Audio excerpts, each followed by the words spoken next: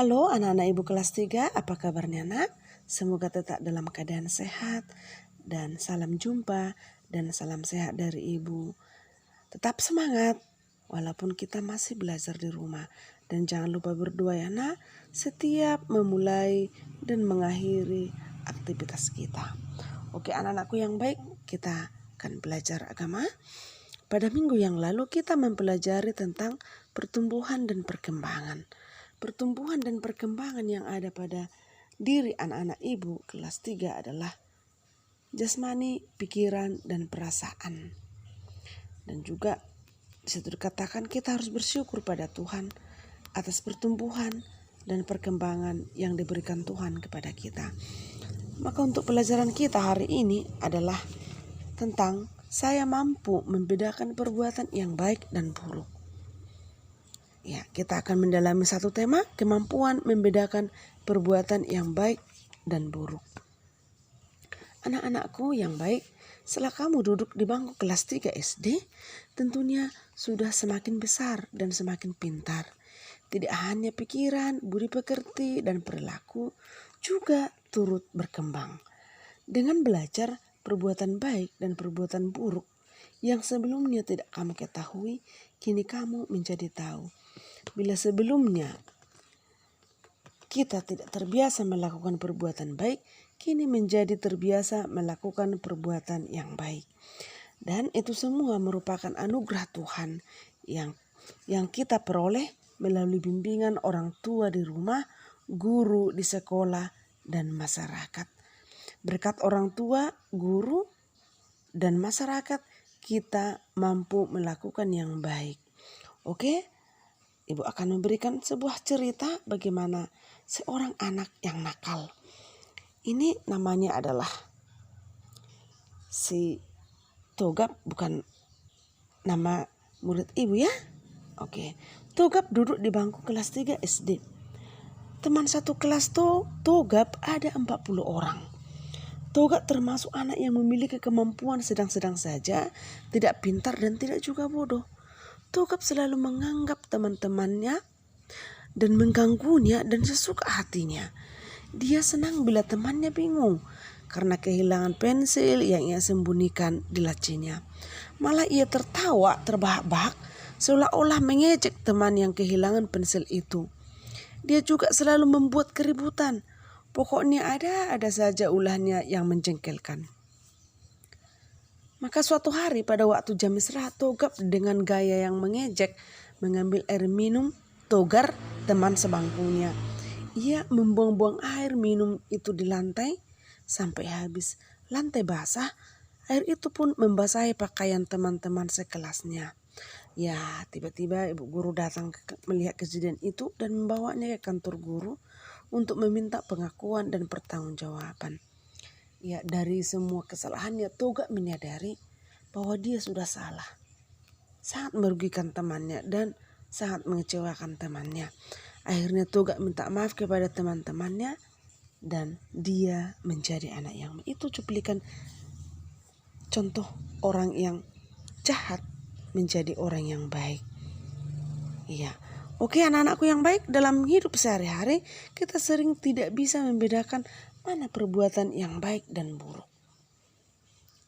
Namun dengan tadi belajar dari orang tua, bapak ibu guru, teman-teman dan orang lain di sekitar kita, maka kita mampu mengerti. Ya, anak-anak ibu yang baik, apakah mencontek itu adalah saat ulangan perbuatan baik atau buruk? Tentu perbuatan buruk. Apakah kata hatimu terhadap perbuatan itu? Mencontek pekerjaan teman atau dari buku catatan pada saat ulangan itu adalah perbuatan buruk. Maka jangan pernah anak-anak ibu mencontek. Yang kamu pelajari dari ibu guru, masukkan ke otakmu dan itu kamu tuangkan nanti saat ujian di kertas ujianmu. Ketika seseorang melakukan perbuatan buruk, dalam hatinya akan timbul rasa cemas dan takut. Hal itu karena seseorang itu melawan kata hatinya, kata hati kita. Kata hati atau suara hati adalah suara yang akan mendukung kita bila berbuat sesuatu yang baik dan jujur dan selalu menegur bila kita berbuat jahat. Kata hati itu itu juga suara Tuhan. Suara yang mendukung kita bila berbuat baik dan jujur, dan suara yang selalu menegur kita jika kita berbuat jahat. Maka anak-anakku yang baik, boleh kamu tahu apa-apa saja itu perbuatan-perbuatan yang baik. Perbuatan-perbuatan yang baik itu adalah yang pertama, menolong pengemis, ya, memberikan sedekah kepada pengemis. Yang kedua adalah menolong temanmu yang jatuh dari sepeda atau sedang berjalan, menyeberangkan seorang nenek yang sudah tua, membantu orang tua di rumah, belajar giat, mendoakan orang tua, selalu rajin ke gereja, mendoakan orang sakit, membersihkan lingkungan, membuang sampah pada tempatnya. Itulah perbuatan-perbuatan yang baik. Dan masih banyak lagi, nak. Contoh di sekolah, perbuatanmu yang baik.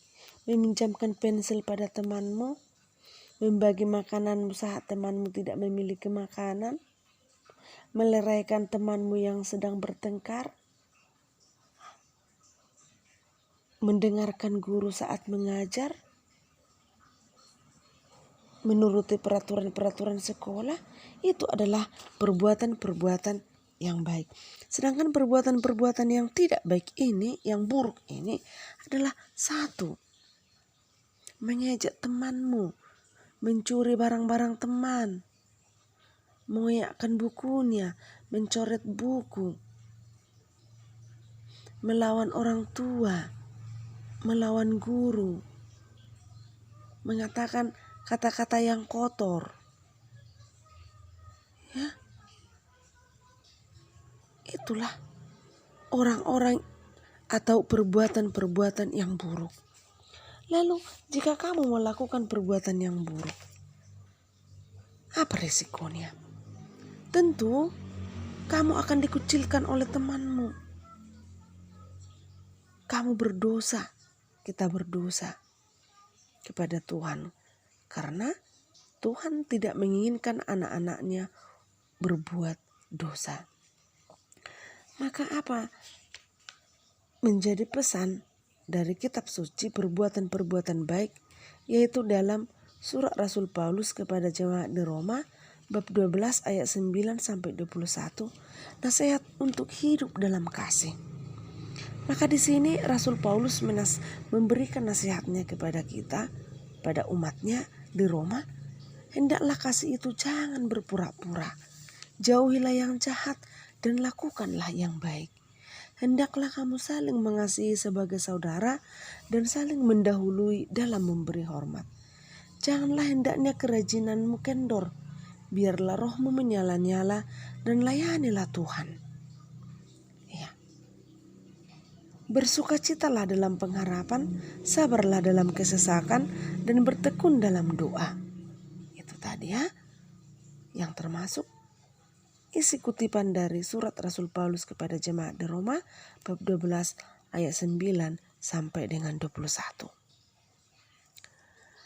Orang yang suci hatinya berarti orang yang jujur atau yang tahu mana perbuatan yang baik dan buruk. Perbuatan yang baik itu adalah melakukan kehendak Tuhan. Perbuatan yang buruk itu adalah melanggar atau melawan kehendak Tuhan. Tentunya perbuatan buruk itu akan merugikan diri sendiri dan juga orang lain. Nah, seperti tadi yang bilang, misalnya perbuatan mencontek. Dengan mencontek akan merugikan diri sendiri karena guru tidak tahu bahwa kita sebenarnya belum mengerti akan pelajaran yang diterangkan.